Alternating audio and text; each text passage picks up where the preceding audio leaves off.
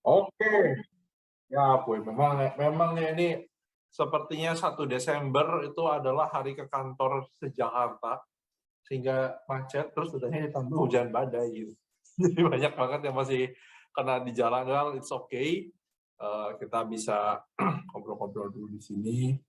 Nih, teman-teman, ya terima kasih gitu ya kehadirannya, sudah menyempatkan waktu juga di sini. Oh,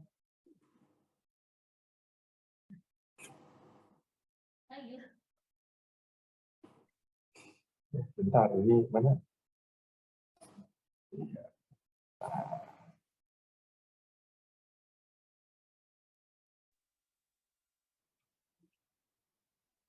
Ini kalau saya ngomong sendiri, jadi kayak siaran radio. Kalau berdua kayak podcastan nih, jangan. Gitu ya. Kita war room ini semua kalau bisa ikutan ngomong, cuman kalau lagi nyetir, saya juga bingung gitu ya.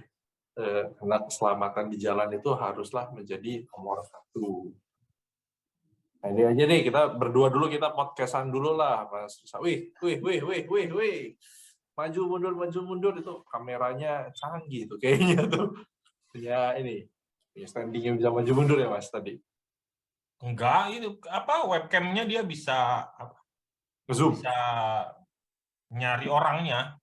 Luar biasa ya ini, ada Jarvis yang Nggak tahu lah beli. Tapi kelemahannya kalau ada orang di belakang dia suka ngezoom ke belakang malahan. I see.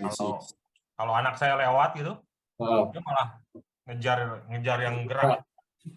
anaknya lebih menarik berarti dari bapaknya. Benar. Oke. Ini sambil nunggu, mungkin kita buka sedikit dulu gitu ya. Nih, ini coba Mas Reza tanya saya sesuatu gitu. Oh gitu ya sistemnya. Nah, coba dulu ini, karena kan kita topiknya playoff pasal, terus ada kalimatnya seru gitu. Nah, terus saya mau, kalau misalkan bingung gitu ya teman-teman kapan menggunakan yang tren kedua itu, ini gini ya. Mas Reza coba tanya saya sesuatu aja, apapun itu. Oh, apa hubungannya PHK massal ini dengan project? Kamu nanya, Oh, bertanya-tanya. Ya, enggak ya, itu sangat menyebalkan gitu ya kalau orang nanya terus kita jawab itu gitu. oke. Oke ya, enggak ya, cuman memang kita semua bertanya-tanya gitu sebenarnya kan, emang PHK massal ini tuh kenapa? Dan kenapa si topik ini dikaitkan gitu? Emang hubungannya apa? Bener kan ya, Mas Reza ya? Saya yakin juga waktu saya buka itu kan kita ya yang bikin ya. Saya sih iseng aja gitu nyocokin 2 tren ini. Terus begitu lihat sih emang hubungannya apa? Pertanyaannya sangat valid gitu. Apa hubungan antara PHK massal dengan project? Sebenarnya bukan projectnya yang mau kita kaitkan, tapi terkait agile. Nah, si agile ini itu tidak hanya rame di project management, tapi ini dari sebelum-sebelumnya itu ada juga yang ngomong tentang agile organization. Jadi dari sudut pandang HR si organization ini. Dan itu unfortunately kalau menurut saya dijadiin sebagai tameng gitu ya, bahwa kita ingin menjadi perusahaan yang lebih lincah, lebih agile, maka hal pertama yang harus dilakukan adalah pangkas orangnya. Benar, in a way benar tuh ya. Karena kalau kebanyakan orang ya kan gemuk ya perusahaannya, ujung-ujungnya biasanya apa, perusahaan yang gemuk dia memiliki birokrasi yang lebih terstruktur. Akhirnya mau ngambil keputusan singkat aja itu mesti berlayer-layer. Nah, dia membawa pakai arah sana. Tapi apakah mereka bisa berlindung di balik kata agile ini? Menurut saya itu sama seperti ketika kita bilang bahwa organisasi kita agile atau menuju yang biasanya agile di project kan digital transformation ya. Tapi ya itu cuma kedok gitu ya. Ujung-ujungnya masih dikit-dikit tangan-tangan basah gitu kan. Ini digital transformation tapi tanda tangan basah gitu. Akan bisa e-signature. Something like that lah kayak gitu. Itu sih yang mau kita sini ya, sama ya emang hubungannya apa, dan berbagai literatur ya kita juga kan baca-baca tuh, apalagi ada ini kan apa e-commerce ya Mas. Kalau saya sih Kalau saya sih ini ngelihatnya Mas, mungkin dari teman-teman juga silakan ya kalau mau menambahkan. Kalau saya sih hubungannya dengan project itu adalah, kalau saya lihat kan semua organisasi gitu ya, baik perusahaan atau apapun, itu kan melaksanakan project ya untuk menambah value-nya gitu ya. Tentu saja bahan bakar utamanya kalau nggak uang ya manpower ya, salah satu bahan bakarnya project kan. Nah, kalau menurut saya sih dari segi project management ya, kegagalan untuk mendeliver value dari tiap project yang dibikin oleh organisasi itu yang membuat mereka sampai ke keputusan untuk mengurangi personelnya gitu ya. Nah, mungkin kalau kita sebagai orang-orang yang bergabung di project management gitu ya, kita mungkin harus coba melihat bahwa kegagalan mendeliver value dari project-project yang kita lead itu bisa jadi menjadi salah satu katalis bagaimana si organisasi ini akhirnya memutuskan bahwa mereka nggak bisa sebesar itu karena ternyata dengan organisasi yang besar, value yang mereka dapat ternyata nggak sebanding gitu ya. Jadi mungkin kita harus lebih hati-hati, bukan hati-hati ya, mungkin kita harus lebih memastikan kalau organisasi project kita bisa mendeliver value, apalagi di organisasi yang besar gitu ya, yang memang ada tendensi untuk ada tendensi untuk bagaimana mengamankan dan mengamankan organisasi besarnya itu. Nah, Mungkin kalau dari saya. Mas Reza, saya tertarik nih ya. Dia tadi Mas Reza ada sebut value, terus ada tidak sebanding. Jadi dia menurut saya itu berarti perusahaannya grow kecepatan gitu ya. Sama tadi kan dibandingkan dengan value. Jadi udah grow kecepatan ini, tapi tidak mendapatkan hasil yang secepat growth si company-nya. So kita bisa menilai bahwa ada dua hal ya di sini kan ya. Nah, mungkin ini yang pertama growth kecepatannya dulu deh, ya. Baru nanti kita ngomongin yang value. Saya kebetulan, kalaupun pengusaha masih pengusaha kecil-kecilan ya, bukan pengusaha yang sustain. Dan saya masih self-employed. Dalam artian saya bekerja sendiri. Kalau saya nggak kerja, saya nggak dapat duit. Udah, sesimpel itu.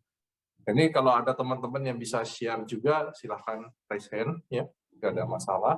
Di sini bebas, nggak, kita moderator cuma mempersilahkan aja teman-teman ngomong ya. Tapi siapapun mau ngomong boleh. Oke, saya nanya sama Mas Pesa dulu nih, saya butuh tukar pikiran. Alasan kita nge-hire orang itu buat apa sih Mas sebenarnya? Kalau saya alasan utama kita meng-hire orang sebagai manajemen gitu ya, adalah untuk mendelegasikan role dan responsibility. Jadi ketika Mas Bas itu kan berarti kan bekerja sendiri, berarti seluruh responsibility-nya ditanggung oleh Mas Bas. Ketika kita mau men-sharing resiko, men-sharing responsibility, berarti kita harus ada orang lain. Berarti kita harus meng-hiring orang sehingga responsibility-nya pindah, bukan ke founder, bukan ke si pendiri, bukan ke CEO, ke orang yang kita hiring. Mendelegate, bagaimana kita mendelegate responsibility itu ke orang-orang yang kita hiring. Kalau saya sih maksud tujuannya itu sih. Mungkin dari teman-teman yang bisa menambahkan mungkin. Kembali ke statement ini ya, tangan kita cuma dua, tapi kita pengen kerjain banyak hal. Kita nggak bisa, jadi bukan pasang tangan tambahan gitu ya, tapi pinjam tangan orang untuk membantu kita menyelesaikan itu. Oke, very nice insight.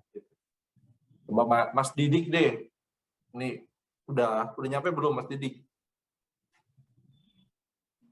Atau mungkin ada dari teman-teman yang menangkap insight tertentu ya dari mass layoff ini, kemudian ada hubungannya nggak dengan project-project, sisi-sisi dari project.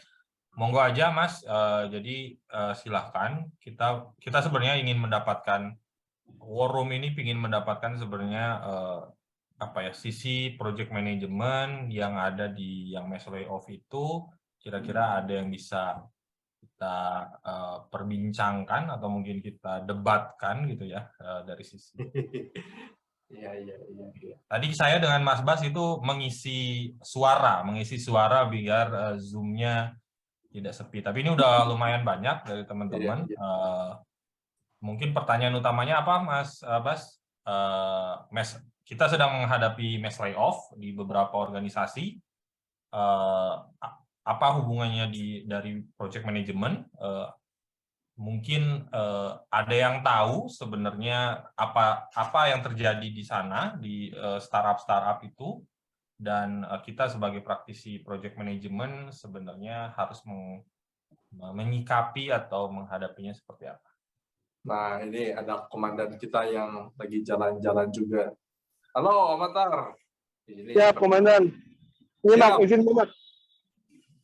Ini beneran jalan kaki nih. Luar biasa. Lanjut bro. Oke, siap Amatar.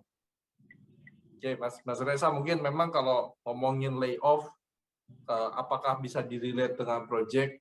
Mungkin tidak semuanya ya. Tapi yang pasti, ketika kita mau melay-off orang-orang, itu bisa kita treat sebagai project sebenarnya loh, Mas. Ya, karena tempatku sebelumnya juga sama ya, dia melakukan layoff hampir 50% yang di report, tapi kalau saya lihat sebenarnya yang hilang itu hampir lebih dari setengah, lebih dari 50%. Nah, ini juga dua tempat saya bekerja, dia ada ngalamin itu, yang pertama karena pandemi, yang kedua startup layoff. Dan itu menarik gitu ya, ada satu hal yang menarik, manajemennya ada yang pernah ngomong sama saya. Kita nge-cut orang, itu bukan orang yang jelek aja. Kalau jelek udah pasti out gitu ya. Kesempatan gitu kan. Lu jelek, lu udah nggak niat, ya udah lalu sekalian gue bersih-bersih, lu pinggang sana. Tapi ada satu lagi Mas, kategori orang yang kena layoff. Itu adalah orang yang gajinya kegedean. Oke. Jadi bisa jadi dia itu adalah orang yang sangat baik di company itu. Dia sangat berkontribusi, top kontributor lah. Tapi gaji dia kegedean. Hilang. Ini bukannya anggap saya gaji kegedean ya, kalau saya gaji kegedean berarti saya sangat bersyukur gitu ya, punya gaji besar. Tapi sepertinya saya itu termasuk yang karena gajinya kegedean di yang startup kemarin. Makanya saya hilang duluan sebelum diumumin di perusahaan tuh. Gitu. Nah itu juga kenapa saya terpikir itu terjadi di tempat saya sebelumnya waktu. Waduh Om, itu saya nggak berani jawab ya kalau ditanya berapa bro. Nggak, itu konfidensial ya. Jangan. Di tempat yang sebelumnya itu dia ngomong, bahkan ada yang terbaik, orang-orang baiknya kita sama gitu. Kita harus let go mereka. Waktu itu saya berpikirnya adalah karena orang terbaik, menurut definisinya dia nggak bisa multitasking. Jadi example-nya tuh ya, kamu orang sales, ya orang marketing, terus kamu nggak bisa pegang sales. Yang artinya sering interchangeable lah. Itu sebenarnya skill set-nya sangat berbeda kan. Satu ngomongin strategi, satu lagi ngomongin eksekusinya. Atau dia spesialis sales di satu produk, terus dia sudah jual produk lain, dia bilang dia nggak mau, dia nggak harus dia out. Saya pada saat itu berpikirnya seperti itu. Tapi menurut saya, setelah saya mengalami berapa ini ya, berapa 1-2 tahun ya, 2-3 tahun lah. Setelah itu saya mulai berpikir kayaknya bukan gitu. Tapi saya, saya aja pakai angka, saya membayar seorang sales gaji 200 sampai 300 juta per tahun. Itu berarti kalau per bulan kan 20-an juta tuh ya. Saya misalkan berekspektasi dengan saya membayar 300 juta ke satu orang sales ini, dia akan mendatangkan 3 miliar buat company saya. Terus dengan saya minta efisiensi, saya pengen dia mendapatkan 5 miliar. Lebih besar lagi gitu. Kan punya satu orang tapi bisa mendatangkan duit lebih banyak. Terus dia menunjukkan perubahan attitude. Ya udah cut aja. Kenapa? Karena ada orang lain yang dia belum bisa 3 miliar. Dia baru bisa mendatangkan 1 miliar. Tapi dia kalau saya push minta datangin 2-3 miliar, dia nggak ada masalah. Nah, secara hitungan persenan, saya lebih pilih pertahanin orang kedua dibanding orang pertama. Satu, udah pasti dia gajinya lebih murah. Kedua, dia masih punya semangat kerja yang lebih baik.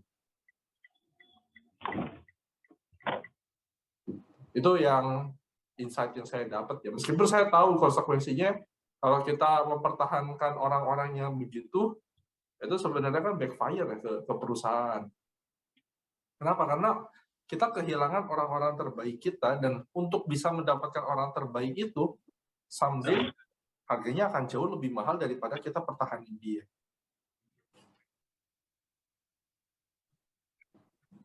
Itu dari sudut pandang saya. Nah, mungkin sambil menyapa gitu ya, tadi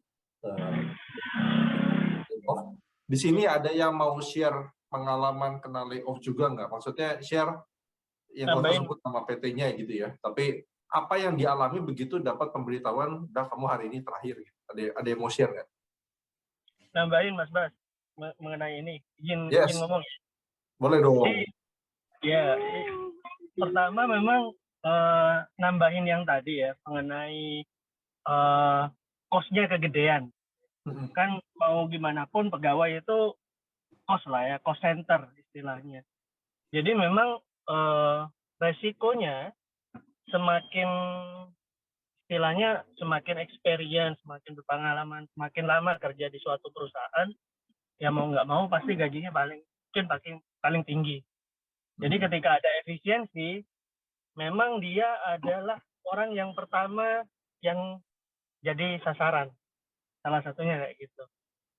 Jadi ya impact ke project, kalaupun kita bisa punya project, tapi kalau misalnya jualnya tidak lebih besar daripada cost-nya, kan sama aja rugi. Sama aja rugi. Setuju itu saya itu. Ya kan? Sama aja rugi. Katakanlah kita bisa jual main days, 10 main days seharga 1.000, tapi cost orangnya per harinya misalnya 1.100 gitu. Ya buat apa? Gitu. Kecuali memang kita tujuannya kita nyari portfolio atau ada strategi lain gitu. Itu beda-beda cerita. Yang kedua mengenai pengalaman layoff. Kebetulan dulu saya pernah kena layoff ketika oil and gas itu anjlok. Ya, industri saya termasuk di salah satu industri di sekitaran oil and gas lah. Nah, pada saat itu semua subsidiary perusahaan saya ditutup. Seluruh dunia subsidiary-nya ditutup. Jadi mau nggak mau, ya yang pertama saya pikirkan satu, pesangon. Nah, saya kurang ngerti ya kalau di dunia tech gitu ya, tech industry, sistem kontraknya bagaimana atau pembayaran pesangonnya bagaimana. Tapi kalau menurut saya, ketika ada pemutusan kontrak, ada layoff, pastikan hak-hak Anda itu diterima dengan baik. Either itu sesuai perjanjian kerja atau perjanjian layoff tersebut. Ya, sesuai dengan undang-undang. Saya kurang ngerti di undang-undang tenaga kerja yang terakhir ketika udah jadi omnibus law itu seberapa besar. Tapi kalau dulu ya lumayan lah, karena itu golden handshake sekitar 2N+1. Tapi itu kembali lagi ke kebijakan perusahaan. Ada yang bisa ngasih lebih, ada yang kurang gitu justru. Tapi cek di aturan tersebut di kontrak kerja, kira-kira hak Anda itu apa saja. Selain pesangon, pastikan apa aja lah yang bisa didapatkan dari ketika pemutusan kerja tersebut. Itu aja sih mungkin, Mas. Yo, Mas Badrul, mungkin saya mau nanya lanjut. Mas Sartika, silakan. Oke, Mas Reza, Mas Bas, izin nambah insight. Jadi terkait dengan layoff ini, kebetulan saya untuk 6 bulan terakhir sama akhir-akhir ini juga kita sering meeting dengan level C di perusahaan saya. Dan kebetulan saya di bidang telekomunikasi ya. Kalau dilihat kan memang untuk akhir-akhir ini juga telekomunikasi pun sebenarnya masih dikategorikan masih bagus ya, karena kita belum ada yang terdampak dan berita besar gitu. Cuma dari sini saya juga pengen menyampaikan, jadi sekarang itu ini mungkin trennya ya, kita itu level C dan maupun kita itu lebih banyak ngomongin tentang efisiensi ya. Jadi cost efisiensi. Jadi bagaimana kita itu mengurangin cost? Karena terus terang sekarang itu pun untuk cari jadi revenue itu udah kayak kelihatan lah, ya stagnan di situ-situ aja. Jadi gimana caranya kita cari margin? Ya kita harus ngurangin cost-nya. Dan salah satu dari cost efisiensi itu kan sebenarnya paling mudah ya layoff kan. Tapi itu memang yang harusnya kita ambil di terakhir ya. Jadi kita bagaimana caranya ngurangin cost itu baik dari sisi operasional kita, dari apapun lah itu. Tapi ya harapannya dari sisi karyawan itu yang terakhir. Itu tren yang terjadi saat ini sih. Jadi untuk planning di tahun depan pun sepertinya masih akan seperti ini. Jadi bagaimana caranya kita itu melakukan cost efisiensi. Itu yang mungkin sedikit gambaran di kita ya dari sisi perusahaan. Seperti itu Mas Bas, Mas Reza. Dari saya Mas. Ya, Pak Wiswanto.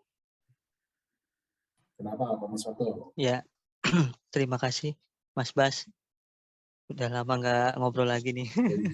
Ya, ini sekalian sharing ya. Jadi kondisi as-is yang sekarang saya rasakan juga.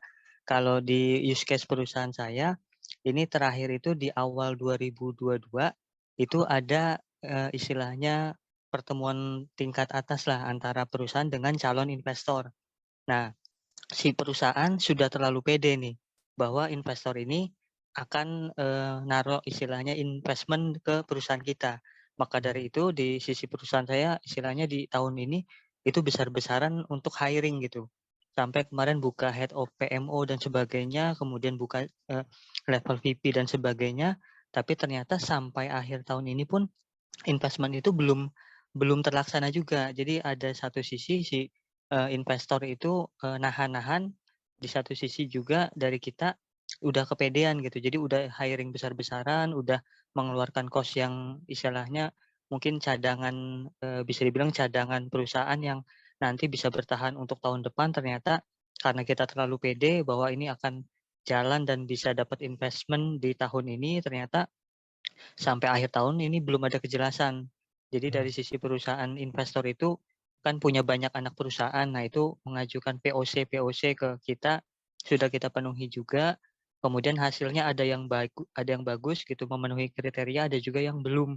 Karena di sisi kita perusahaan AI kan berkembang terus ya, ada yang memang di posisi sudah akurat, ada yang belum gitu, perlu ditambah dataset lagi agar bisa akurat. Nah, di situ mempelajarinya ya ada juga sih rencananya kemungkinan tahun depan itu ada beberapa yang mungkin di cut off juga gitu ya, karena untuk efisiensi, dengan alasan efisiensi karena target yang harusnya tahun ini dapat pendanaan ternyata tidak dapat. Nah, mungkin kalau use case di saya seperti itu sih.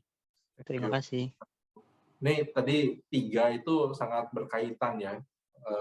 Bottom line-nya itu kita ngomongin efisiensi. Nah, sebenarnya efisiensi itu apa sih? Ini teori sederhana sebenarnya, tapi saya rasa nggak banyak yang aware. Efisiensi itu rumus matematika. Output dibagi dengan input. Udah, sesederhana itu. Jadi kalau lu mau ningkatin efisiensi, ya nomor 1 perbesar outputnya, nomor 2 kecilin inputnya. Gitu kan. Pilih aja salah satu gitu. Kita fokus satu, naik tuh pasti efisiensinya. Nah, tadi yang seperti dibilang juga sama Mas Wawan, Mas Wiswanto, ya gaji kita itu adalah input ya. Jadi harus kecilin gaji ya, terima nggak potong gaji gitu ya. Mungkin waktu pas awal-awal pandemi ada beberapa dari kita yang potong gaji ya, itu 20%, 30%, bahkan ada yang sampai nggak dibayar. Ada di beberapa industri itu ya udah gitu ya, gua nggak punya duit, nggak ada pemasukan, gua akan bayar lu, lo masih mau stay monggo, kalau lu mau pindah juga nggak apa-apa. Itu saya pernah mendapat cerita seperti itu ya.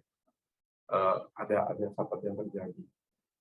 Nah, kalau kita ngomongin perbesar input itu sejalan juga dengan yang dibilang sama tadi Pak Wiswanto, bahwa di perusahaannya, dan saya rasa ini di semua teknologi company ya, kepedean gitu. Kita yakin bisa gedein output, terus berhitung untuk bisa mendapatkan output yang sebesar itu gitu ya, maka kita hiring besar-besaran. Karena kita sudah melihat proyeksi, ya dapat duit, terus gas. Tapi ya seperti di project, dilihat nih ujung-ujungnya. Sebelum kejadian, jangan berasumsi. Ya kan ya, Mas Reza, ini risk management kan? Kalau belum pasti itu belum kejadian, terus jangan pernah berasumsi. Paling gampang yang tadi ya. Seberapa dekat lu dengan calon investor lu, dia masih tetap calon. Gitu ya. Calon itu bisa kabur. Ini nggak boleh tuh jor-joran. Ya nggak, Mas Reza? Ya kan namanya juga menjual harapan ya. Kalau apa ya, investor terus startup kan memang mengejar sesuatu yang memang belum pasti ya, sehingga dia mungkin salah satu risk responnya adalah memastikan itu terjadi kan. Dengan hiring itu kan sebenarnya salah satu upaya untuk memastikan cita-cita atau harapannya sebenarnya. Namun ketika gagal, ya kontingensi risknya adalah ya tadi, berarti Di layoff. ya itu maksudnya ya kita harus sadar bahwa salah satu yang paling mudah dan straightforward untuk mengurangi cost memang karyawan ya. Tapi mungkin kita juga perlu input dari teman-teman di sini bahwa mungkin nggak sih, kita kan terutama saya adalah seorang karyawan gitu ya, seorang karyawan atau seorang yang masih bekerja untuk orang lain yang sehingga bukan dalam kapasitas menentukan layoff atau segala macam.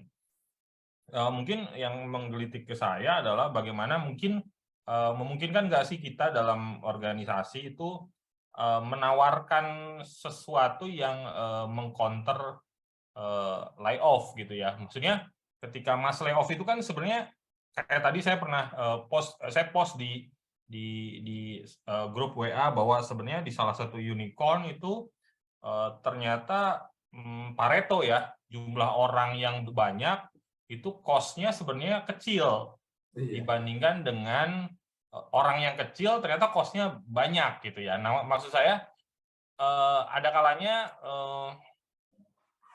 karena kita nggak punya, kalau di organisasi yang tradisional itu kita punya serikat pekerja gitu ya, serikat pekerja yang cukup strong di situ sehingga ketika ada layoff segala macam itu terlihat gitu ya, atau dia punya bargaining yang lebih lah dibanding itu. Jadi maksudnya apakah kita sebagai karyawan-karyawan ini bisa memberikan opsi-opsi lain ketika, makanya pertanyaan di war room ini kan Mas layoff tanda tanya gitu ya. Maksudnya apakah ada yang bisa kita lakukan untuk menghindari mass layoff ini gitu ya. Mungkin kayak tadi ada yang udah ancang-ancang gitu ya. Apakah sebagai karyawan kita bisa mempengaruhi itu atau memang kita tidak punya kuasa gitu ya, tidak punya kuasa untuk hal itu. Mungkin Mas Bas atau teman-teman kira-kira ada insight nggak yang bisa secara kita diskusikan apakah memungkinkan untuk dilakukan? Coba slide forward saya sih Mas Reza, kita bagaimana menginfluence supaya bosnya mundur nih, kagak mungkin kan, jawabannya kan itu kan. Iya, maksudnya nggak ada orang yang ya kayak kalau saya berhitung dengan nilai yang unicorn itu, kalau mungkin dia merelakan beberapa persen gajinya itu bisa menyelamatkan semuanya mungkin ya. Tapi kan itu adalah keputusan pribadinya dia, atau memang sebenarnya yang dicari bukan cost ya. Mungkin kalau saya ya takutnya yang dicari bukan cost, karena kalau untuk mempertahankan orang itu, untuk menggaji orang-orang yang di layoff itu sebenarnya bisa dengan cara mengurangi uang yang diberikan kepada si level gitu ya. Kalau mereka memang secara tanda petik care terhadap karyawannya gitu ya. Mungkin ya saya balik lagi ke teman-teman yang join sekarang, apakah ada kemungkinan alasan lain selain cost gitu ya? Karena tadi saya lihat cost gajinya si orang-orang yang di layoff ini tidak seberapa besar dengan, ya mungkin ya saya misalnya case-nya kalau saya berpikir apakah mungkin pilihannya adalah me-layoff 200 orang atau me-layoff 1 orang VP gitu ya. itu nilainya sama mungkin gitu kan, compensation benefit-nya adalah sama. Sehingga pertanyaannya kenapa memilih yang 200, kenapa nggak memilih yang 1 gitu ya? Kenapa harus mass layoff ya? Jadi kan judulnya war room kita adalah kenapa harus mass layoff, bukan yang 1 itu gitu ya. Sehingga pertanyaannya apa yang bisa diberi, kenapa yang 1 orang bisa memberikan value yang lebih dibandingkan yang 200 orang ini. Yang 200 orang kan kita nih ya, kita ya, bukan yang 1 kecuali Mas Bas lah. Mas Bas kan ada. Kan kalau saya kan yang termasuk yang 200 nih, termasuk yang 200. Jadi bagi teman-teman di sini kira-kira apa yang membuat kita tidak punya bargain lebih dibandingkan yang 1 orang yang dipertahankan perusahaan gitu ya. Gitu. Mungkin itu sih pertanyaannya. Makanya pertanyaannya Mas layoff tanda tanya nih. Kenapa 200 orang yang dikorbankan bukan 1 orang? Itu mungkin yang mau menggelitik. Karena cost-nya sama nih. Kalau kita balik ke cost, efisiensi, cost-nya sama. Gitu. Itu mungkin, Mas Bas. Oke. Saya sama. Changing corporate culture. Ya, betul sekali ya. Mas Rahmat Hidayat. Itu salah satunya tuh. Jadi apa nih maksudnya Pak Rahmat Hidayat? Changing corporate culture ini apa nih kira-kira? Boleh di-elaborate mungkin, Pak Rahmat? Ya, jadi gini, kalau saya lihat ya, kalau kita sudah terbiasa bekerja, kemudian ada 1 atau 2 orang atau bahkan sekelompok orang dalam serikat pekerja itu punya, ibarat kata kayak punya pentolan nih. Pentolan ini bisa menguasai di sekitar 200 atau 300 orang. Nah, ternyata cara kerja si pentolan ini kurang serap dengan salah satu corporate CEO-nya gitu. Jadi bisa saja ya udah 1 ini kita bedol saja, kita ubah intinya. Bisa ya, itu bisa terjadi. Dan itu juga terjadi kebetulan saya bergerak di industri construction. Itu saya merasakan sih kalau benar-benar di production itu ada pentolannya gitu. Nah, dia nggak akan kerja kalau pentolannya itu nggak akan kasih perintah gitu. Jadi mungkin itu salah satu alasannya, tapi itu kayaknya minim banget ya yang seperti itu. Jadi bisa saja seperti itu, karena ketika sudah bedol desa 1 layoff massal, nah itu kalau istilah mentor saya dulu namanya dementor. Dementor itu diambil dari bahasanya Harry Potter ya. Jadi orang-orang yang sekarang menggerogoti orang-orang yang punya good willingness untuk bekerja. Ya bisa dibilang dementor ini seperti kayak quitting ya. Ya seperti itu gitu. Dan dia punya andil untuk menurunkan productivity. Nah, makanya mungkin dari beberapa orang yang ingin memberikan etos kerja terbaik, ya mungkin salah satunya dengan cara melis nih, oh ini grup ini masuk ke dementor ini dementor ini. Jadi secara dianalisis, kemudian diberikan KPI, mungkin KPI mereka nggak akan masuk. Bisa saja dari situ. Jadi sehebat apapun mereka, ketika mereka dilakukan analisis kembali, ya mereka ada KPI-nya kan. Bisa saja mereka nggak memenuhi KPI. Dan bisa saja mereka adalah dementor itu sendiri. Bahkan orang-orang yang baru join bisa saja asimilasi dengan yang sudah ada. Kira-kira seperti itu. Oke. Itu berarti tadi alasan lain ya, Mas Bas. Udah dapat 2 ya, Mas Bas ya. Dari cost, jadi mass layoff itu karena cost-nya 200 orang ini besar-besar seperti Mas Bas gitu kan.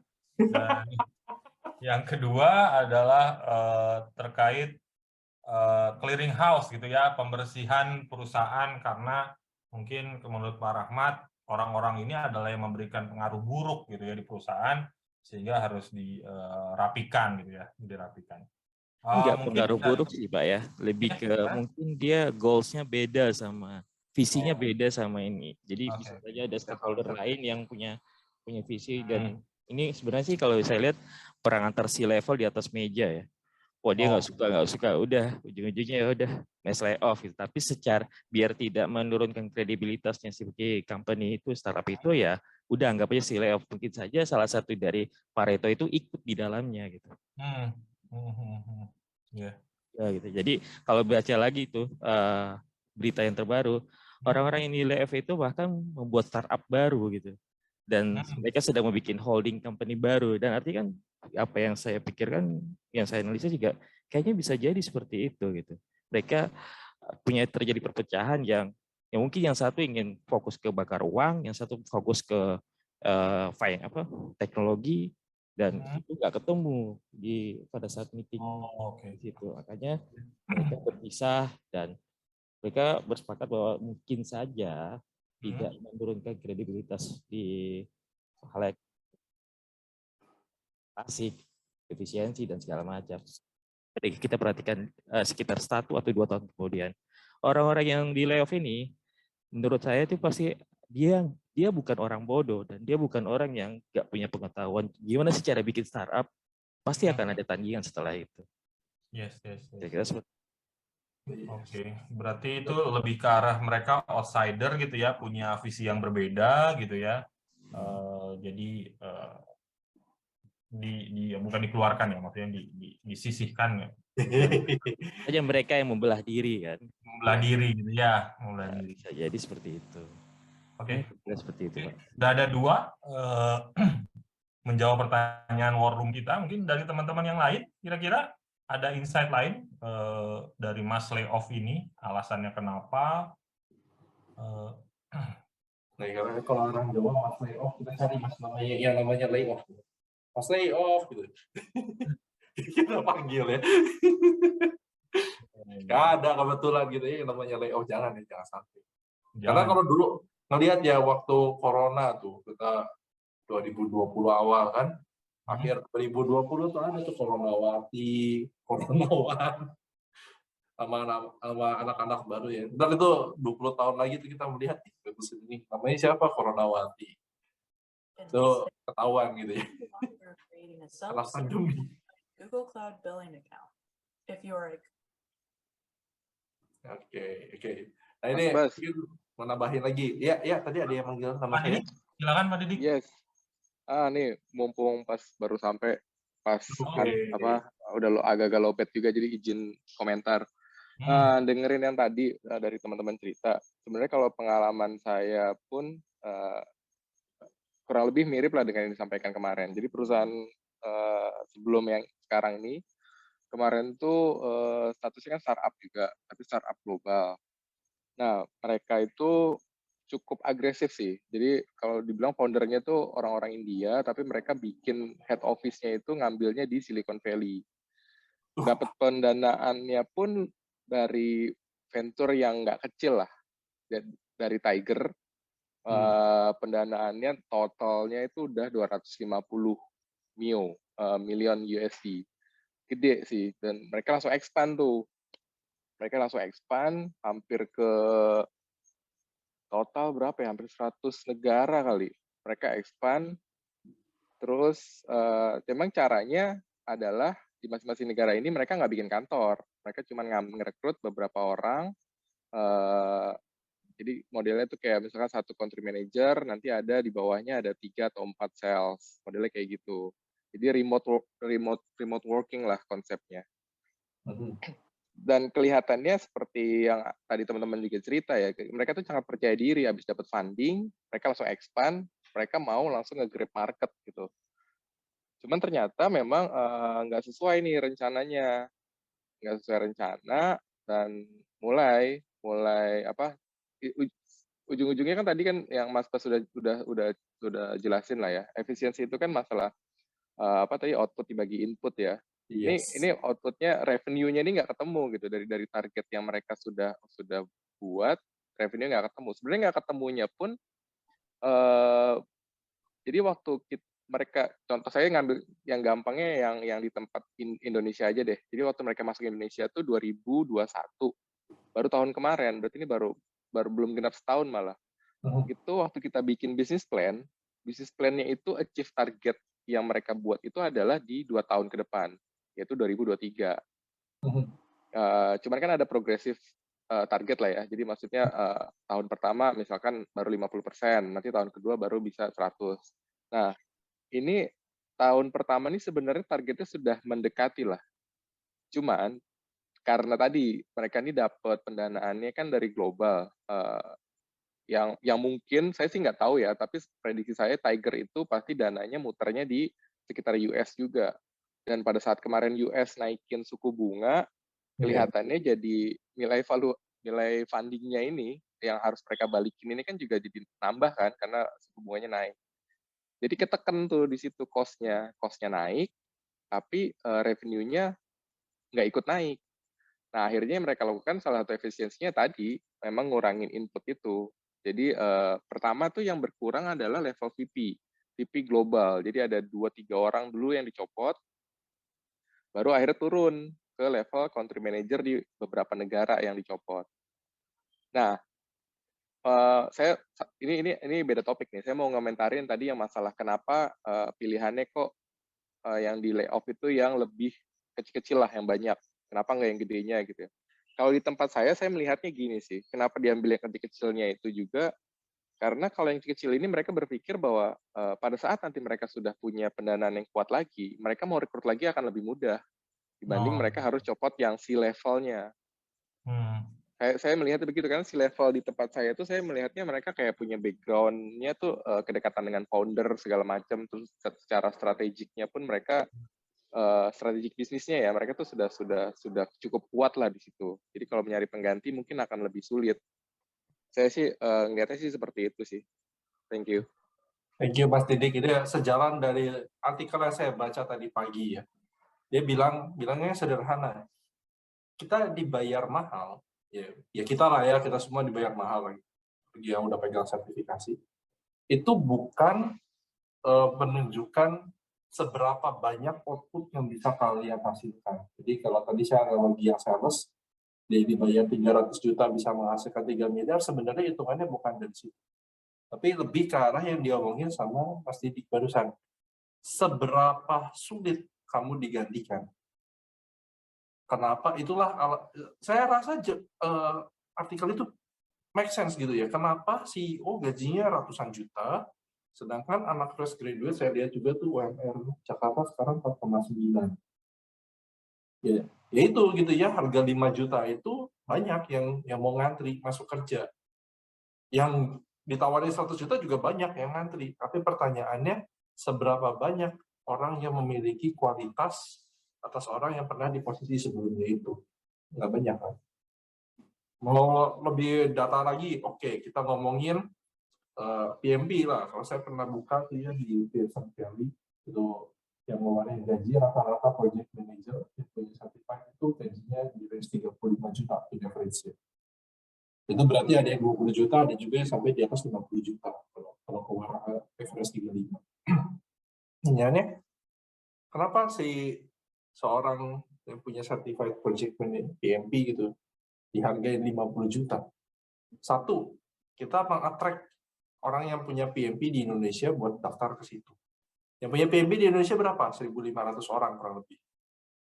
Apakah dari 1.500 itu pada mau pindah? Kalau saya tebak ya 30%-nya itu nggak akan pindah. Dia akan stay di company dia. Gitu ya, itu 500 orang. 1.000 ada ya, dari 1.000 mungkin 200 orang tuh buat usaha sendiri. Bisa 800. 800-nya ini ya kalaupun pindah biasanya jual mahal gitu kan ya kalau udah punya sertifikasi kayak gini. Atau dia punya harapannya untuk pindah ke luar negeri. So itu dari kacamata kita ya. Seberapa sulit orang tersebut digantikan. Makanya kita bayar mahal. Dampak lainnya apa gitu ya, kalau dia udah gaji kegedean, dia sendiri mau pindah nggak bisa. Ini ada beberapa company yang membuat itu gitu ya. Jadi gua bayar lu mahal supaya lu nggak pindah, tapi di satu sisi lu juga nggak bisa berkembang bagus-bagus gitu. Gaji lu kegedean, lu mau pindah, lu nggak akan dapat lah yang bayar setara dengan lu. Jadi lu pasti akan di sini aja, lu akan mengabdi seumur hidup di sini. Itu. Gimana teman-teman? Ada yang punya insight lain menjawab pertanyaan kenapa harus ada mesh layoff? Mungkin apakah benar pure dari eksternal gitu ya, eksternal faktor yang selalu digadang-gadangkan karena major ekonomi slowdown gitu ya, Terus ada perang gitu ya, Mas. Memang dari internalnya dalam tanda petik greedy-nya para founder untuk menggrab market tadi kan, berarti dia terlalu overcommit, overconfident gitu kan. Mungkin ada insight yang lain atau kombinasi keduanya, atau kemarin juga saya pernah ada yang lihat katanya ada orang yang ada satu company yang melay-off karena teman-temannya melay-off, dia melay-off latah gitu ya, karena maksudnya kalau layoff sendirian itu dianggap ketidakmampuan si levelnya untuk menghadapi bisnis, tapi kalau layoff-nya bareng-bareng itu bisa diasumsikan karena faktor eksternal gitu ya, bahwa maksudnya bisnis sedang tidak baik-baik saja sehingga mungkin lebih dari satu company melay-off orang, sehingga dia akhirnya ikut karena ya semua orang ketakutan gitu ya, dia juga prepare gitu, padahal mungkin dari segi internalnya dia tidak perlu melay-off. Mungkin ada yang lain insight-nya mungkin? Nanti dijawab ini, Mas. Kamu nanya, bertanya-tanya. Saya nggak tahu tuh itu ada tren seperti itu. Itu anak tuh hebat tuh ya dia. Kamu nanya, bertanya-tanya. Tolong ya teman-teman, kalau bos tanya jawab kayak gitu, besok tinggal nama tuh teman-teman. Bukan karena Mas layoff gitu ya. Berkelakuan tidak menyenangkan. Yang tidak menyenangkan. Oke. Ya. Ini di sini ada lagi yang kena dampak. Kalau saya sih ngaku ya, saya berhasil survive, nggak kena layoff, terus pindah tempat kerja terus kena layoff gitu. Jadi I know the pain gitu, dan saya juga pengen bilang ya, you are not alone bagi yang kena. Dan tadi itu ya, kita kena itu bukan berarti kita buruk. Bisa jadi karena gaji kita kegedean aja sih. Ya. Atau berada di bisnis unit yang salah gitu. Bisnis unitnya tidak menghasilkan, lu suruh benerin, waktu lu kurang gitu ya, yang harusnya setahun 3 bulan harus beresin, ya udah nggak ada, tutup aja, selesai. Sederhana kan? Gitu. Karena ujung-ujungnya bisnis itu kan profit. Kalau udah nggak profit, ya lu buka yayasan aja gitu kan, buat beresin itu. Iya. Yes, Mas Rahmat Hidayat. Mas Bas, sorry, nambahin dikit yang kenapa kena layoff gitu ya. Ya ada satu lagi alasan, mungkin ya ini di satu bisnis unit si suatu perusahaan udah tidak mau meneruskan lini bisnis itu. Ya, jadi di pengalaman kantor saya sebelumnya ada satu bisnis consulting, dia nggak istilahnya kantor udah nggak mau berbisnis di lini bisnis consulting. Jadi semua mulai dari atas sampai bawah off. Ya, jadi udah nggak pilih-pilih gitu. Itu jadi ya, izin nanya sedikit ya, Mas Badrul. Kalau nggak bisa di-share nggak masalah. Itu alasan dia nggak mau menerusin si consulting itu karena kehajar sama kompetitor atau rugi mulu?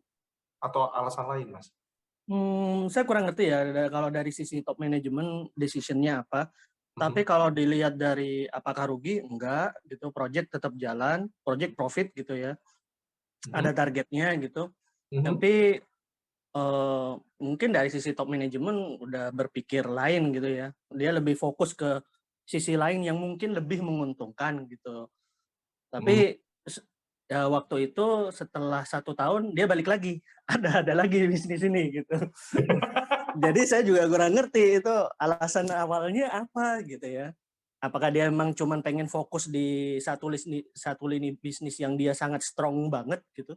Jadi bisnis lain meskipun dia profit, dia pinggirkan dulu. Gitu. Kayaknya sih seperti itu. Gitu. Karena pada saat itu semuanya sih masih oke sih rasanya ya. Cuman dia putuskan nggak diterusin gitu bisnis itu. Jadi semua atas, mulai dari sales, service, kena semua gitu. Jadi nggak mikir orangnya bagus atau enggak, perform atau enggak, ya udah. Yang di bisnis itu semuanya off. Itu menarik gitu ya. Tanpa pandang bulu, profit pun I don't care, pokoknya saya mau fokus. Tapi kalau saya bilang itu kayaknya ada alasan lain, Mas. Dia pengen Ya pasti alasan lain yang kita bagian bawah itu nggak tahu lah ya. Cuman kan kadang kita kalau kena layoff tuh kadang kenapa saya, pasti ada pertanyaan, kenapa saya yang kena sedangkan yang ini enggak gitu ya. Tapi kalau udah satu lini bisnis yang kena, ya udah itu semua ya udah pertanyakan kenapa nggak terusin bisnis itu, dan itu beyond our pay grade lah untuk menanyakan hal itu gitu. Yes. Saya juga sama tuh ya. Pertanyaan pertamanya adalah, ya kalau saya begitu dikasih tahu waktu itu sama HR ini, pertanyaan pertama saya adalah saya last day-nya kapan? Pertanyaannya itu. Terus setelah itu baru berpikir ya tadi ya kenapa saya harus duluan. Dari situ tuh saya mengajak teman-teman untuk spiritual gitu ya, kembali ke pegangan agama masing-masing, itu coba berdoa.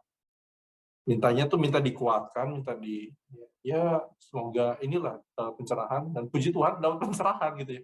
Ternyata saya pada saat itu tuh mungkin disuruh untuk lebih dekat dengan keluarga, sering main sama anak. Ya mungkin itulah ya salah satu blessing-nya, dan ditempatkan di tempat yang sekarang juga mungkin itu salah satu jalannya. Dan saya pegangan saya tuh everything happen for a reason. Jadi kenapa pada saat itu mungkin kita ya tadi bertanya-tanya gitu ya, bisa jadi gitu ya. Kenapa saya bertanya-tanya apa yang harus dilakukan, coba jalanin. Yang jangan terjadi sama teman-teman bagi siapapun yang kena layoff ini adalah ya kalau lu udah kena terus lu malah menyalahkan sekitar lu gitu ya. Bukan dipakai untuk menjadi apa sih, kayak ketapel gitu, ditarik untuk bisa kita jadi terbang. Karena sebenarnya itu ketika kita dijatuhkan tuh kita tuh kayak pegas, jatuh sudahnya kita bakal membawa lebih tinggi lagi. Seharusnya seperti itu gitu ya. Tapi aku juga paham karena saya pernah di posisi kena layoff. It's not an easy thing. Ya, salah satunya tadi bisa berdoa.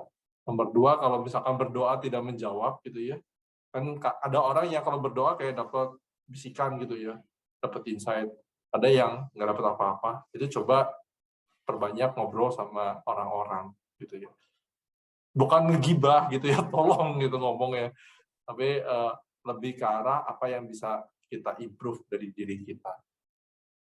Gitu. Dan ini saya rasa di MOP ini ya, kuliah motivator ya, Mas Reza ya, yang dapat ilmu begini gitu kan. Bisa sampai kayak gitu. Kalau belajar sih saya rasa nggak ada buku ataupun studi keilmuan yang mengajarkan untuk menjadi seperti ini.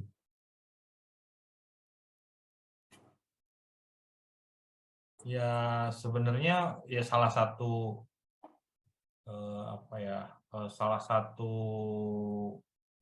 caranya ya menyalurkan waktu luangnya atau energinya ya ke hal yang baik gitu ya. Itu aja sih kalau dari saya sih. Ini ya Mas, salah satunya sekalian promosi dikit gitu ya, ke komunitas yang isinya profesional. Terus ada ejal-ejalnya gitu ya Mas. Sebut spill Ejalnesia gitu.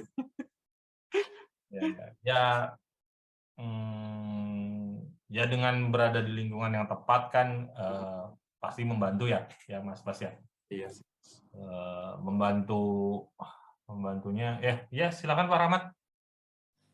Ya Pak Bas dan juga Pak Reza, sebenarnya kalau kita bicara layoff itu ada posisi yang hilang ya, yang sebenarnya belum tentu bisa dihandle orang lain, dan itu saya rasakan. 2 kali saya kena layoff, 2 kali juga saya melihat mereka salah layoff orang. Bukan berarti saya ini salah saya orang yang tepat, tidak, tapi saya selalu mengamati seperti itu. Kenapa? Ketika saya di layoff yang di saat minyak dunia anjlok tahun 2015 akhir, itu saya megang posisi penting, yaitu untuk cost controlling dan juga untuk saya konsisten. ordinan saya itu baru fresh graduate, benar-benar fresh graduate. Terus di atas saya itu sudah senior dan terjadi gap.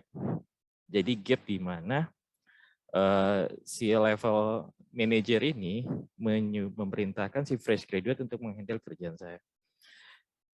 Saya perhatikan selama 3 bulan berturut-turut si fresh graduate ini selalu WA, telepon, Pak ini gimana, ini gimana. Saya cuma karena empati dengan si fresh graduate ini ditekan dan dia apa segala macam, ya saya bantu. Tapi pada akhirnya saya sampai bilang sama si fresh graduate ini, Mas, kalau Mas seperti ini terus, Mas gak akan bisa nggak bakal bisa. Selalu ditekan seperti ini, ya pilihnya cuma satu, pilihnya cuma 2, Mas. Live it or love it, Mas. Kalau Mas mau, ya ayo masuk ke situ. Tapi Pak saya selalu gini, akhirnya saya cuma bilang, kalau mentalnya seperti itu, bukan nggak akan mungkin Mas juga akan masuk dalam sisi list layoff gitu. Nah, dan itu terjadi. Setelah saya bicara seperti itu, si FG ini nggak kuat, dan akhirnya keluar, dan selang 2 bulan, sebulan kemudian, nggak sampai sebulan lah, seminggu kemudian, posisi yang saya tinggalkan itu lowong, dan itu dia ada iklan lagi, ada loker lagi, dan saya langsung bilang, ini mereka asal layoff atau sudah riset sih?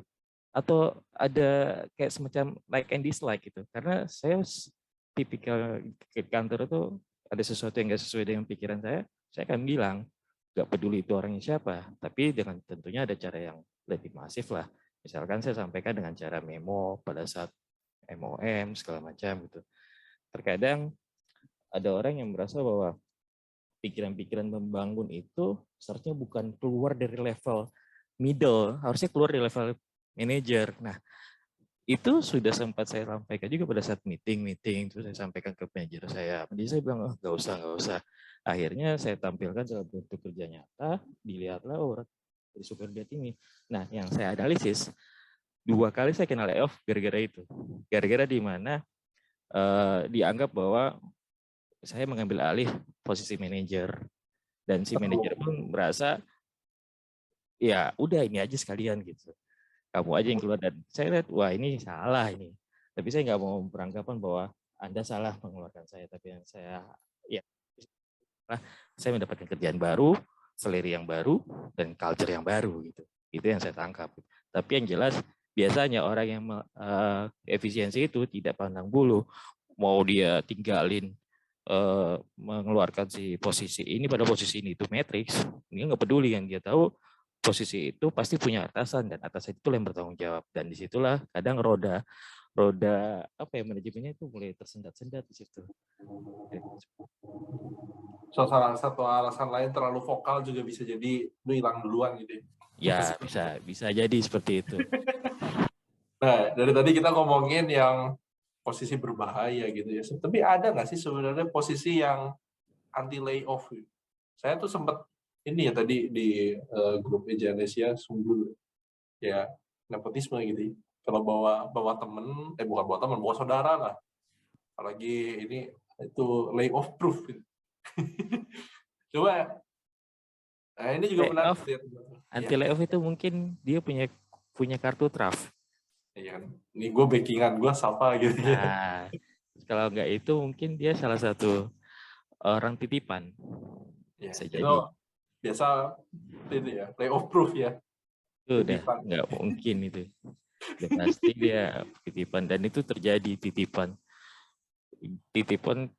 di mana kalau dia dikeluarkan otomatis roda bisnisnya ke corporate ini akan tersendat gitu. Ya perusahaan kontraktor kan biasanya menerima titipan nih dari klien-klien nih. Itu nggak dipungkiri, siapapun yang pernah bekerja di kontraktor dan dia pernah punya klien entah itu oil and gas atau apa, ketika dititipin sesuatu dan menolak, percayalah tender depan nggak akan lolos. Anti proof itu. Tapi ada keuntungan juga Pak Bas kalau misalnya memperkerjakan titipan dari si klien. Keuntungannya itu kalau misalkan dia benar-benar ingin berkembang, ingin growth, dia akan benar-benar support, dan dia akan menjaga nama baik yang nitipin dia. Ketika dia growth seperti itu orang nggak akan ingat lagi itu titipan atau bukan.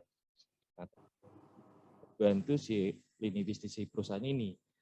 Misalkan dia handle project ini, nah karena dia adalah titipan dari si klien ini, terkadang internal si kontraktor ini akan mencoba grogotin, kamu tahu apa tentang dia, kamu tahu informasi yang dalam tanda kutip informasi dari langit dia punya gitu.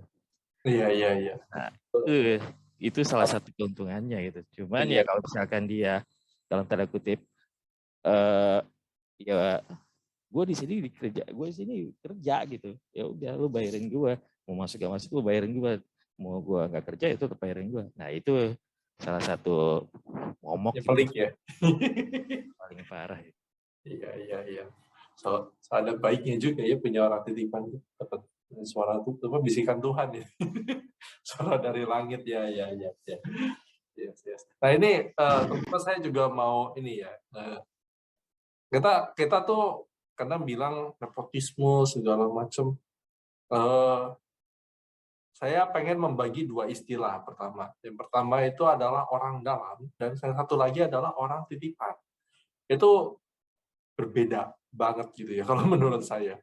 Kalau titipan itu kita nggak pernah, misalkan saya dititipin ya, Mas Reza punya company, terus tadi ada Mas Rahmat tuh bilang, ini titip si Bas ya, gitu. Ini ponakan gua, lu urus baik-baik. Nah itu kan jalur titipan ya kalau saya bilang. Tapi kalau saya nih meng-apply ke perusahaan, misalnya Azanesia, ke Om Atar, saya meng-apply karena saya dekat sama Om Atar, itu kita bilangnya jalur orang dalam. Nah dia nggak langsung masuk nih orang-orang dalam ini, tapi dia akan dipermudah jalurnya, ya, kayak punya karpet merah. Nah kenapa kita pengen bahas nih orang dalam dan orang titipan ini? Jadi salah satu cara bagaimana kita bisa recover ya, dari kalau misalnya kita terkena impact dari layoff ini. Jangan malu ya dengan orang dalam. Tapi ada satu catatannya tuh ya. Kalau kita udah masuk lewat jalur orang dalam, itu ekspektasinya, misalkan barangnya segini nih, kalau di job desk apply dari LinkedIn, lewat orang dalam, jalan tol kan, nah, tapi ekspektasinya itu nggak segini, naik gitu di sini. Kenapa? Kita bisa dipanggil dan dipermulus itu pasti banyak sugar coating-nya gitu ya. Dibilang, oh si orang ini bisa A, B, C, D, E, F, G. Ya mungkin dia belum tentu bisa semua itu gitu ya. Coba ya dilebih-lebihin. Nah ini menurut saya gitu ya, itu jangan dia dibilang seperti, oh lu mau ngelebih-lebihin. Bukan gitu ya. Lu ngomong apa? Lu bilangnya kayak gini, oke. Minimal saya harus menunjukkan kualitas itu. Kalau bisa lebih, gitu kan. Karena kalau enggak ya lu menghancurkan dua nama gitu ya. Nama lu dan nama orang dalamnya itu bahaya itu ya, teman-teman. Saya kebetulan berada di tempat yang sekarang, ya saya sih akui ya, lewat orang dalam gitu. Tapi bukan titipan gitu ya, beda lagi. Saya diberi jalan tol ya. Kenapa bisa seperti itu ya tadi gitu ya, bergabung dengan komunitas, berbagi kebaikan dengan orang lain, ya suatu saat kebaikan itu akan datang kembali, tapi bukan berarti kita pamrih gitu ya.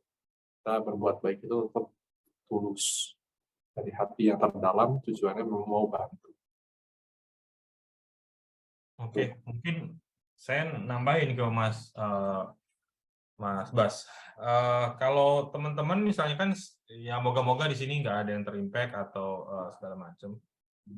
Memandang orang-orang yang kena mass layoff, kalau misalnya dihubungi atau di kontak dengan mass layoff ini, pertimbangannya apa nih Mas Bas? Misalnya kalau mau mengendorse atau kita yang dijadikan orang dalam ya, kita yang dijadikan orang dalam terhadap orang-orang yang mass layoff ini.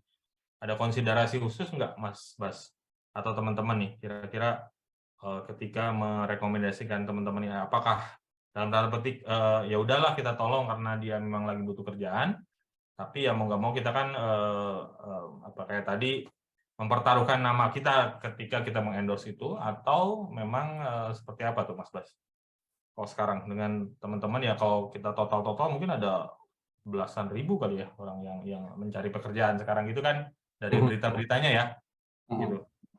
Gimana? Sisa tanggapan dulu nggak, Pak Reza dan Pak Bas? Ya, sebenarnya sebenarnya jangan dibuat spesial ya orang-orang yang kena mass layoff ini, karena kalau kita bicara jutaan orang di Jakarta dibandingkan mass layoff yang cuma 1.000 atau 2.000 orang, ini kayaknya kita pilih kasih, Mas. Nggak bisa kita bilang, wah kita harus harus empati nih sama si mass layoff ini, Mas. Open your eyes. Berapa banyak orang yang akan aplikasi CV kirim, terus tiba-tiba HRD pas sudah telepon berkali-kali giliran sudah masukin CV, nggak ada kabar. Kenapa kita nggak mengalihkan ke empati yang itu? Jadi jangan salah pilih kasih itu. Wah karena dia mas layoff. Dia sebelumnya baru layoff ya, mungkin sebulan atau kurang dari seminggu. Bayangkan orang-orang yang sudah lama belum bekerja, kita bisa dari CV-nya, wah dia udah hampir 3 bulan, 4 bulan, kemudian kita lihat, wah dia korban mass layoff nih, ini dulu deh kita harus bantu dia. Itu nggak fair menurut saya. Jadi harus benar-benar kita lihat realitanya. Mau orang dalam pun, kita juga harus punya empati. Bisa saja suatu saat kita berada di posisi A, bisa saja kita berada di posisi B. Kira-kira seperti itu. Mungkin kalau saya ada yang salah, silakan dikoreksi ya. Ya, setuju sekali Pak Rahmat. Ini Mas Rahmat, ya kita bisa ngomong kayak gini, apalagi kalau kita udah pernah kena dampak gitu ya, Mas. Sah nih kita ngomong kayak gitu ya. Saya juga kena dampak soalnya. Saya kesannya setiap kali dilihat di LinkedIn itu, wah sini kami menerima mas layoff dari Shopee, saya sempat pengen nulis sesuatu di LinkedIn. Saya bilang, apa bedanya dengan jutaan orang tiap hari yang ngelamar CV, masukin CV ke Google Form, ke segala macam itu. Bahkan mereka sudah bilang, saya sampai ngutang ini, ngutang itu. Sementara karyawan Shopee itu baru seminggu yang lalu di layoff. Pasti mereka punya tabungan. Iya. Mereka nggak punya tabungan. Bayangkan dengan orang. Memang arahnya saya pertanyaannya ke situ sih, karena di LinkedIn kan banyak sekali yang menspesialkan, sehingga bisa mendapatkan jalur khusus lah teman-teman ini gitu ya. Tuh, itu jalur ketiga tuh ya, orang dalam, titipan, ini jalur khusus, gitu. Jalur layoff dia. Jalur layoff. Saya setuju itu ya. Saya pun mendaftar kena itu karena ya company saya membuka Google Form gitu. Terus pada saat saya yang kena itu kalau nggak salah ada apa ya, Shopee kalau nggak salah yang baru layoff jilid 2-nya. Itu ada yang negur gitu ya. Kenapa sih lu hanya menerima ex Shopee? Emangnya ex startup lainnya itu kenapa? Apakah ada jaminan X dari yang gede-gede itu pasti orang bagus karena dia terkenal? Well, itu privilege ya. Masuk ke sebuah company yang punya brand besar itu sulit. Itu saya akui gitu ya. Berarti kan dia have good quality. Nah. Oke, kalau misalkan tujuannya pengen mendapatkan good quality talent, makanya lo filter dari pernah di mana dia bekerja, saya setuju. Tapi apakah dia mendapatkan perlakuan khusus? Saya sih setuju untuk tidak diperlakukan secara khusus. Dengan tadi gitu ya, yang seperti dibilang Mas Rahmat Hidayat juga. Gimana dengan orang-orang yang sampai ngutang, yang memang butuh pekerjaan, yang kasarnya tuh saya mau jadi OB juga nggak ada masalah gitu. Itu saya setuju gitu ya, tidak boleh ada verifikasi. Nah, ini memang jadi ngomongin HR gitu ya. Memang HR-nya ada beberapa yang memiliki saya bukan bilang prinsip yang tepat, dan yang satu lagi tuh pengen membantu tapi cara membantunya jadi terkesan salah sih.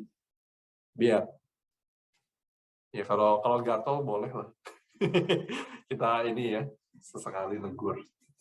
Saya juga sih Mas Bas sama Mas Eca, HR-nya itu kayak semacam bikin personal branding sendiri buat dia juga. Oke, sini, ayo come to mama gitu kan. Sini. Tapi orang akan tahu lu tuh lagi personal branding, lu bukan benar-benar empati gitu. Pernah ada satu akun LinkedIn yang benar-benar dia branding bahwa oke, bagi karyawan-karyawan yang ex Shopee atau ke Warna Orange, silakan mendaftar di sini, terlampir linknya. Dan entah berapa jam kemudian postingan itu hilang. Saya yakin itu dia kena mental. Kena mentalnya pasti ada teguran dari yang lain atau yang mana gitu. Dan saya nggak bilang siapa orangnya. Gitu. Orangnya cukup famous dia di LinkedIn dan pasti tahu siapa. Hilang, benar-benar hilang di postingannya itu. Udah nggak ada lagi. Saya coba searching lagi, saya stalking lagi. Loh mana nih? Sayangnya saya nggak capture, nggak screenshot. Kalau saya screenshot saya bilang, wah ini orangnya. Itu kita berpikir positif, Pak Rahmat. Dia kena SP sama bosnya itu karena memberikan perlakuan khusus. Ya, itu salah satunya cari keuntungan di saat yang tidak tepat itu.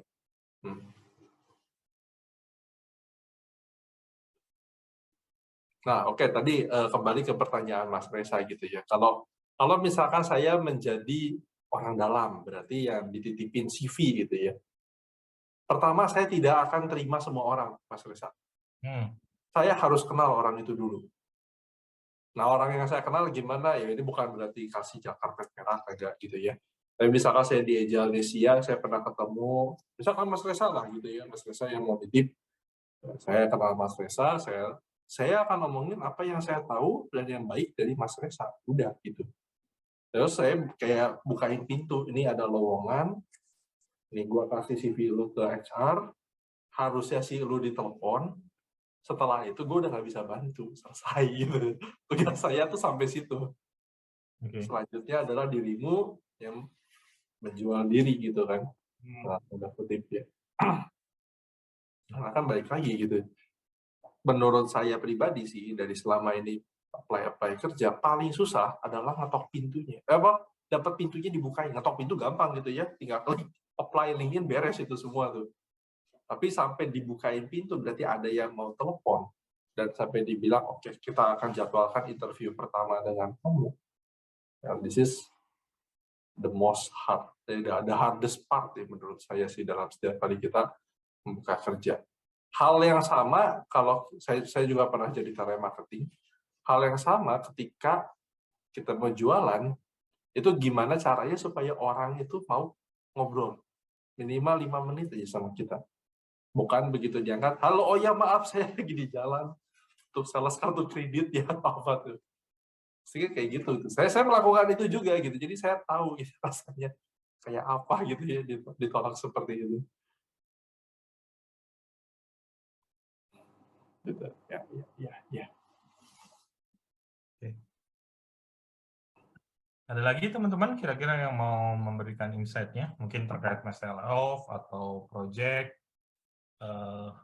atau dari tadi teman-teman mungkin yang tidak terkena mass layoff tapi mungkin terdampak dengan teman-teman yang kena mass layoff, mungkin dengan load pekerjaan yang bertambah gitu kan, merasa mendapatkan panggung gitu untuk exposure lebih, atau memang berkeberatan atau seperti apa. Kalau saya sih terus terang belum pernah kena mass layoff. Kebetulan saya buka ya, Mas layoff ini beneran kayak panggilan orang Jawa ya. Mas resign, Mas layoff gitu. Ya, Mas resign atau Mas layoff ini tuh, Mas resign sih enggak ya. Ya bisa juga sih. Mas resign dan Mas layoff ini kita bisa treat sebagai project gitu. Target efisiensi berapa persen dalam berapa bulan, bisa menghasilkan berapa juta, saving berapa miliar, itu ya kalau dibilang orang HR nggak ada project, ya inilah salah satu projectnya orang HR lah itu. Kalau saya project orang HR juga, tapi implementasi IT ya dulu, HRIS saya main dia. Pernah ke e-learning juga, performance itu pernah. Nah, ini project mengerikan sih kalau menurut saya ya, membuat mass layoff dan mass resign. Tapi betul, ini akan menjadi sebuah portfolio, dan yang ya ini uji mental gitu ya. Yang paling kena mental itu sebenarnya bukan orang yang dibilang kamu hari ini terakhir, tapi orang yang ngomongnya tuh HR-nya. Itu kebayang sih Mas, misalkan ya, saya ambil contoh startup ya, bukan startup sih ya, yang gede itu Tokopedia atau Shopee, yang dalam sehari 200-300 orang. Itu kalau dibagi, HR-nya nggak mungkin satu sih ya yang ngomong kayak gitu ya. Tapi katakanlah satu hari dia harus ngomong ke 50 orang, itu ujian mental HR itu kadang kita lupa, Mas. Kita hanya ingat sama orang yang kena doang, tapi itu bayangin sama orang yang mesti ngomong, hari ini lu terakhir, udah kemasin barang lu, pergi pintu keluar ada di kiri. Itu gimana gitu dia ngomong itu tuh susah loh rasanya tuh. Kalau pertanyaan selanjutnya, kira-kira dari teman-teman ada insight nggak kira-kira mass layoff ini selesainya kapan ya? Akan selesai kapan nih kira-kira? Karena kalau dari Instagram ada berita-berita kayaknya padat banget ya. Apakah benar karena ada mau implementasi UMR sehingga katanya menambah berat beban operasional, atau memang ada sesuatu trigger yang membuat akan jadi berhenti gitu ya, berhenti mass layoff ini, atau akan menemukan apa ya, kesetimbangannya gitu ya, orang-orang akan menemukan cara berbisnis yang lebih elegan gitu ya, tidak terlalu greedy, tidak terlalu banyak ngambil pasar, kalau kata orang ya sustainable aja gitu ya secara industri, atau memang hanya siklus karena ketakutan investor yang belum ngeluarin uang untuk bakar duit gitu ya. Gimana menurut teman-teman, apakah sudah ada titik terang akan berhenti atau gimana menurut teman-teman? Ya resesi loh Pak. Apa? 2023 resesi loh. Jadi kayaknya ya itu akan jadi momen bagus juga buat startup dan company yang lain untuk melakukan tanda kutip masal lagi. Ya sebenarnya kata Mas Reza akan menemukan kesetimbangannya, dan kesetimbangannya itu kita nggak tahu kapan kan. Ya. Terhingga. Nah kebetulan juga nih tahun resesi ini pasti itu akan jadi obat mujarab buat mereka untuk orang kan, oh iya benar ya resesi ya. Justifikasi yang salah sebenarnya Mas Rahmat ya kan. Dia itu, belum tentu kena dampak resesi, tapi ya tadi latah lah, justifikasi lah, exit strategi lah apa. Karena biasanya kalau sudah mulai mass layoff kayak gini, mereka kan perlu bisnis model yang baru ya. Bisnis proses yang baru, mereka harus ngerombak dulu, mereka harus bikin ya bisnis kanvanya seperti apa gitu, portfolionya mau yang kayak gimana, karena sudah sebagian dari timnya mereka sudah mereka cut gitu kan, dan itu nggak bisa dalam waktu sebulan 2 bulan mereka langsung struggle lagi gitu. Dan ketika itu sudah mereka ketemukan, anggaplah secepat-cepatnya strategic planning, dia pasti butuh lihat pasar itu nggak akan bisa dilihat dalam regresi 1 atau 2 bulan. Dia pasti akan melihat data forensik sebelumnya. Nggak mungkin dia bilang, oke, kita cut off, kita akan menghasilkan revenue sekian, nanti kita akan cost-nya sekian. Percaya atau enggak, itu mereka juga akan tetap merugi, dan mereka pasti akan, dalam tanda kutip, nggak akan bisa move on juga secara 100% bahwa kayaknya orang yang itu masih bisa kita pakai deh, kita panggil lagi yuk gitu. Karena ada perubahan strategi planning yang baru gitu. Dan itu nggak akan bisa ketemu kesetimbangannya ketika orangnya benar-benar merasa bahwa ini loh yang sebenarnya kita cari, profit ini gitu. Tapi beriringan dengan kondisi ekonomi yang saat ini. Jangan salah, kita ini sekarang selalu ditakut-takuti dengan kata-kata resesi. Coba perhatikan webinar-webinar yang selalu saja hadir di setiap Business Talk. Cara menghadapi resesi, cara menghadapi karir di saat resesi. Jadi media ini udah bicara resesi, padahal nggak seberapa besar sih dampaknya ke orang-orang WMR gitu. Seberapa besar gitu dampaknya. Resesi yang mereka tahu, resesi apa sih? Mereka nggak tahu itu resesi apa. Yang mereka tahu, yang penting gue kerja dari jam 8 pulang jam 5, gue digaji tiap bulan. Kalau misalkan gue di layoff ya gue cari yang lain. Tapi kalau misalkan gue nggak di layoff berarti gue harus memberikan performa yang terbaik gitu. Ini tanda kutip kasarnya ya, tapi momen resesi ini selalu membuat orang ketakutan, dan ini kayaknya ada yang mendorong. Ya, ini ya. Ada yang mau orkestrasi gitu ya. Bahwa jadi kayak gini, menggiring opini publik ya. Ya. Ini berbahaya sih memang. Tapi kalau dilihat ya, ngomongin tren tadi ada resesi, ini tuh seperti waktu awal-awal pandemi itu COVID gitu ya. Dimulai dari layoff gitu kan, ada yang nggak digaji, terus latah gitu kan, terus mulai ada yang pahlawan perusahaan-perusahaan superhero gitu ya. Ya kita di saat yang lain potong gaji kita tidak gitu.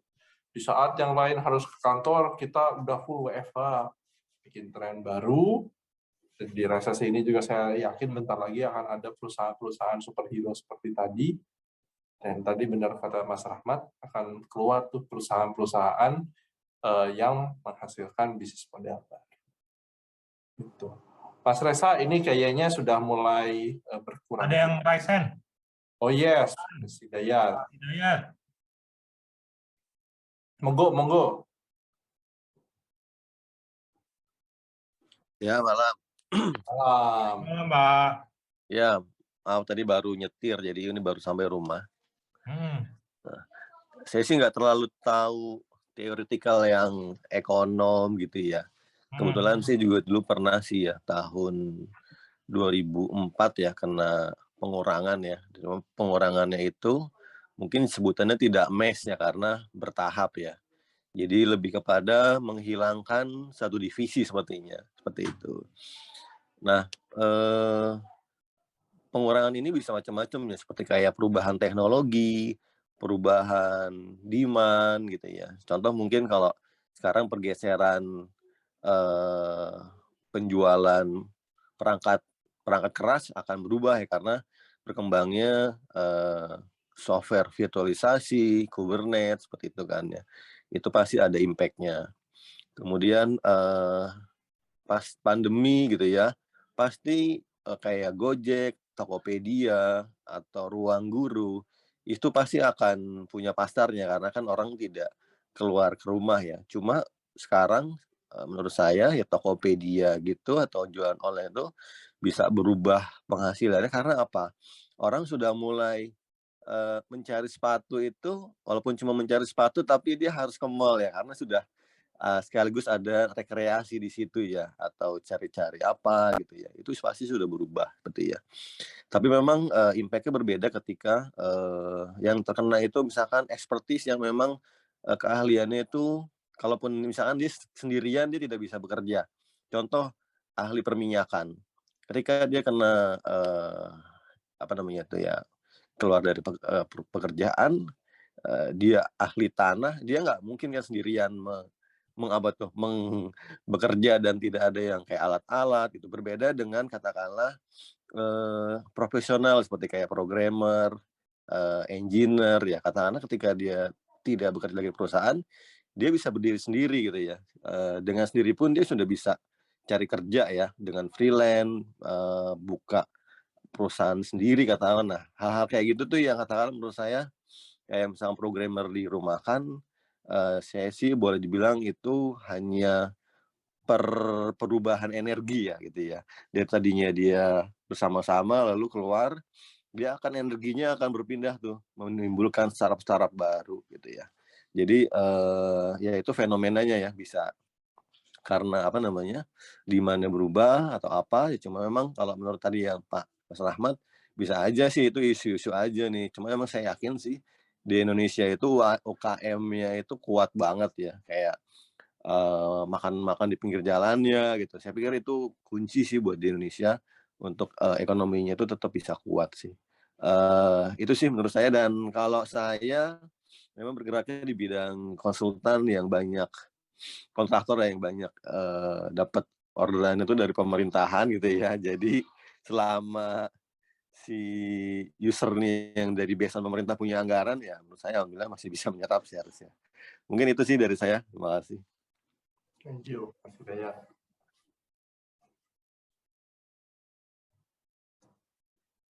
Oke, Mas Reza, sepertinya ini sudah semakin berkurang orang-orang ya, dan sudah mendekati hampir jam 9 juga.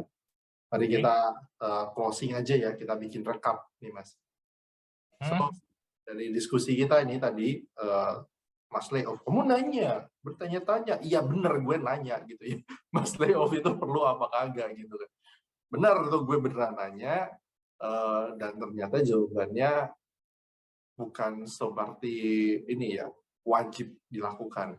Bisa saja sudah di engineering gitu, sudah direncanakan bahwa harus melakukan mass layoff, dimulai dari bersih-bersih culture, dimulai dari nutup bisnis. Ya, jadi mungkin uang itu bukan yang utama, tapi bisa berdalih, bisa menjadikan alasan kenapa kita harus melakukan mass layoff. Salah satu yang paling gampang adalah perusahaan ini merugi, bisnis tidak berjalan sebagaimana mestinya, kita harus melakukan efisiensi. Mohon maaf, ini adalah jalan terakhir yang harus kita tempuh. Hanya itu. Tapi di balik itu semua, boleh sekali dong Mas Rahmat, nanti kita akan invite bagi teman-teman yang tadi sudah melakukan pendaftaran, itu nanti akan di add, nanti namanya kita tuh Agile-Asia, akan ada yang men-invite teman-teman di situ. Kembali ke yang tadi sebagai penutupannya, sudah di-engineer dan itu sudah dilakukan, gitu ya. Baik tadi untuk penghematan, meskipun itu cuma sebagai kedok, gitu ya. Alasan di balik lainnya itu semua ujung-ujungnya adalah profitabilitas perusahaan. Gimana cara kita profitabilitas atau efisiensi, digedein output, kecilin input, sesederhana itu matematisnya. So, untuk bagi teman-teman yang kena dampak ataupun merasa nggak enak gitu ya, jadi saya harus bangkit seperti apa, welcome to the community. Agile-Asia adalah salah satu komunitas yang baik. Kita terdiri dari para profesional yang saling support. Di situ mingle aja lah gitu ya, kenalan. Karena tadi ya kita bisa mendapatkan orang dalam, dibukain pintu, selanjutnya ya kamu yang berusaha. Kalau kamu titipan, itu adalah privilege ya. Jadi kalau langsung masuk, langsung jalan. Gitu. Itu dari saya. Terima kasih Mas Reza dan teman-teman semua. Sesi hari ini cukup membuka wawasan saya ya. Apalagi tadi kedok mass layoff itu sebenarnya banyak gitu ya. Yang diomongin cuma resesi, padahal di balik itu this is a really good insight. Thank you sekali lagi. Ada foto bersama kan nih, Bro? Udah pada bubar, Om. Oke deh, sip. Bertiga doang nih kalau mau, atau mungkin berapa nih? Berdelapan ya. Tapi boleh deh. Kalau mau, yuk teman-teman. Ya wes, boleh. Lumayan dokumentasi, terus mejeng gitu kan. Mejeng di LinkedIn. Udah di rumah lagi nih, Om. Yoi, baru sampai rumah nih. Mantap, mantap. Mas Reza boleh tolong? Baik, keluar kamera bentar. Gitu.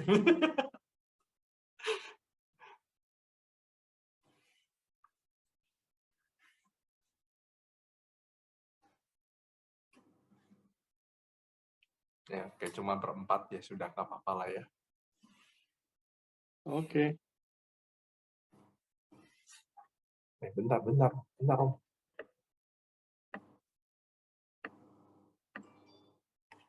Mas Reza atau saya yang ambil? Di mute, Bro. Nggak kedengeran. Oh, sudah saya ambil. Udah, belum gaya, Mas. 1, 2, 3 ya. Oh, tadi 1, 2, 3-nya di mute ya? Soalnya nggak kedengeran. Ya udah, Mas Bas, sekali lagi saya udah dapat tadi. Ayo, Mas Bas. Oh, saya, ayo. 1, 2, 3. Oke. Terima kasih. Mas Reza. Terima kasih, Mas Reza, Mas Atar. Mas Hidayat nanti akan kita invite ya di Agile-Asia. Sudah masuk, Mas. Oh, udah masuk, luar biasa ya. Ya, masih. Ini pemain lama nih. Oh, pemain lama. Tadi Ya. apa itu berarti? Apa kabar, Bro? Ya, Mas. Orang kabar? Hidayat. Baik. Saudara gue nih. Guys. Om Atar itu Hidayat yang satunya, Rahmat Hidayat yang mau ikutan join. Oh ya, siap. Ya, BTW, makasih, Mas. BTW, ya lu di ini kan, di NGU kan? Iya, masih. Oke, dulu di IBS kan lu? Iya, pernah di IBS. Oke, tuh, Reza, nih anak IBS dulu nih kayak gini nih, Bro. IBS, Tanjung Enim? IBS.